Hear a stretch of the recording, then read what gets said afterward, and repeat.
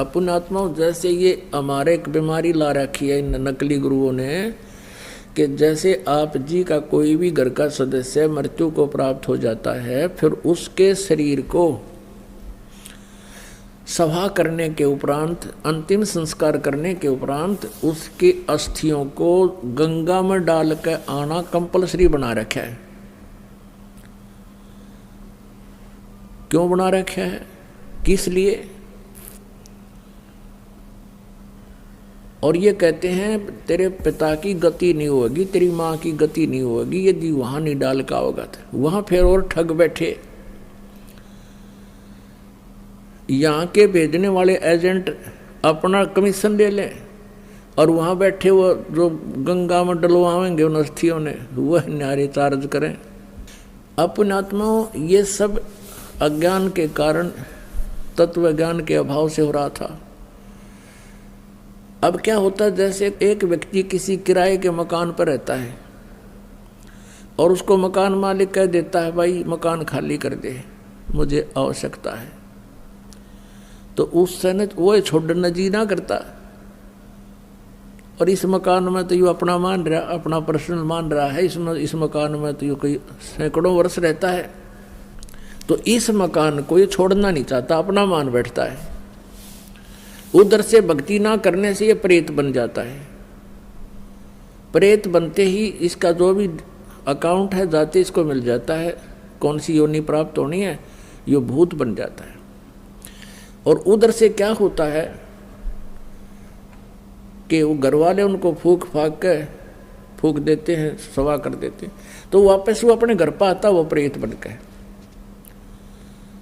अब घर वाले तो उसको देख नहीं सकते, उसमें आवाज़ नहीं, वो सुना नहीं सकता, वो वहाँ धक्के खा के फिर देखता मेरा शरीर कहाँ है। वो जाता शमशान घाट पे। तो इतना इसको ज्ञान होता है प्रेत को कि ये अस्थि मेरी है, ये नहीं है। तो अगर वहाँ उसको कोई अपनी अस्थि मिल जाता है, यो हार्ड ना जड़ा हुआ, उसको चिपक जाता मेरा है, यो मेरा, नुतकती चिपट जाए उसका।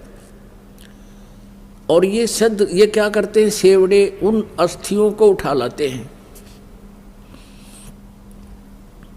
और वो अस्थि के साथ आता वो प्रेत, फिर वो उसको अपने जंतर मंत्र से जकड़ लेते हैं, अपने अधीन बनाकर फिर वो दूसरों को दुखदाई हो जाते हैं।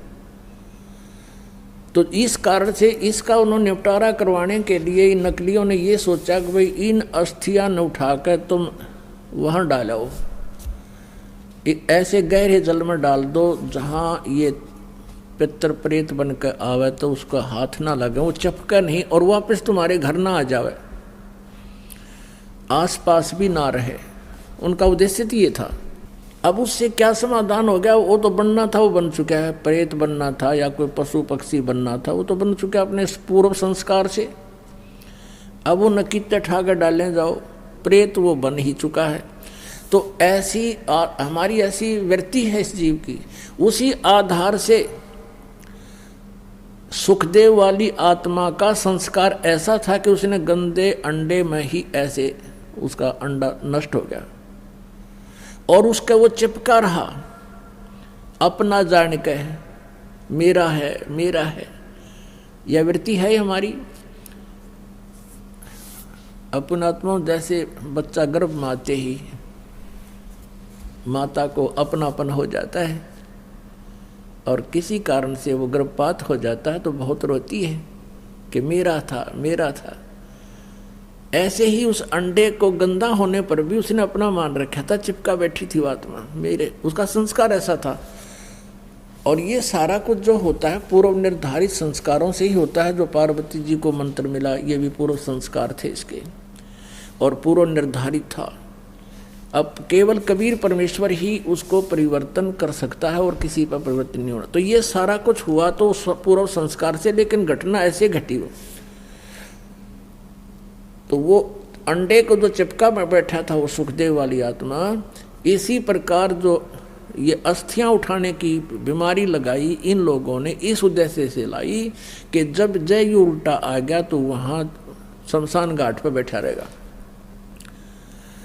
और आपने देखा होगा कि भाई कई क्या कहा करते थे कि भाई ये लड़का वहाँ जा रहा था और इसकी ठोकर लगी किसी वस्तु का, उस दिन से बीमार है, तो यो भूत चिपटा रहा है उसके अपने अस्थि के, और उसका ठोकर लगी, फिर ये चौधरी था, फिर अब कैसे मेरा ठोकर मार दी, इसका अंडी बनाता लकड़ता ही नहीं, फिर गधा बन जा है। तो वहाँ उनको दुखदायी होता था, इसलिए उन्होंने ये समस्या हल कर दी कि अस्थि यहाँ से फेंक दो कितने, यो एक स्थान पर ना चपका रहा, अंडे जा धक्के खानता कि तो और धक्के खा लेगा, बाहर चला जाएगा। ये उद्देश्य था। और पुण्यात्माओं कहते हैं यदि आप पूर्ण परमात्मा की भक्ति करते, सतगुरु की संगत करते, ना तो आपने भूत बनना, ना अस्थियां उठाने की आवश्यकता। और आपने यो नाम ले रखा तो कितनी ठोकर लागो, कितने कुछ जाओ चौराहे पर गांडो तुम, और बर्फी खाते हुए आपके निकट कोई भी नहीं आ सकता, क्योंकि ये समर्थ की शक्ति है। एक भक्त बता रहा था कि मैं अपनी किसान था वो, कि अपनी बहन के गांव में ससुराल में गया हुआ था, उनका ज़मीन ज़्यादा थी, मैं अपने बैल ले गया था उनकी खेत की जुताई करवाने के लिए, हेल्प करने के लिए। तो मेरी ड्यूटी उन्होंने दूसरे खेत में लगा दी, और बहन का बटेऊ जो बहनोई था वो दूसरे खेत में अपना काम कर रहा था। उस खेत के पास में एक छोटा सा तालाब था, तलैया थी, जोड़ी थी, उसमें एक छोटी सी मंडी बना रखी थी, और कोई वहाँ पर एक 5 किलो एक बेली होती थी, 5 किलो गुड़ का एक ही आइटम बना दिया करते, पेड़ा सा इतना बारा, वो चढ़ा गया वहाँ, उस वो को पीर प्यार था, पीर की मड़ी थी। वो कहने लगा मैं बैलों को पानी पिलाने के लिए जब उस गया वहाँ तालाब में, तो मैंने देखा इतना गुड़ दरा बहुत सुंदर, मैंने वो उठा लिया, कुछ तो आप खाया, कुछ कूट छेद कर बैलों को खिला दिया, चारे में डाल दिया। और नाम मैंने ले ही रखा था परमेश्वर कबीर जी का, आपके परमात्मा की शरण में आ चुका था। तो फिर मुझे वो इतनी दूर दिखाई दिया, एक दोपहर के समय वहाँ बैठा था मैं, कम से कम 50 फुट की दूरी पर एक 3 फुट का आदमी, सफ़ेद दाढ़ी, सफ़ेद कपड़े और नो आँखें लाल कर रहा, कहने लगा तू ठाडे की शरण में था, नाल तेरा बक्कल तारूं, उतने मेरा गुड़ खा लिया। तो तगड़े की शरण में था इसलिए बच गया, ना तेरा बक्कल तारूं, तने मेरा गुड़ खा लिया। ये भूत बेटी के बाप खावे कुत्ते, उनको भी यही आभास है कि मेरा है, बस दर्द दिहाड़े मेरा हो गया भी। तो पुण्यात्माओं, आप समर्थ की शरण आ चुके हो, ये तो आपका असर करें को नहीं।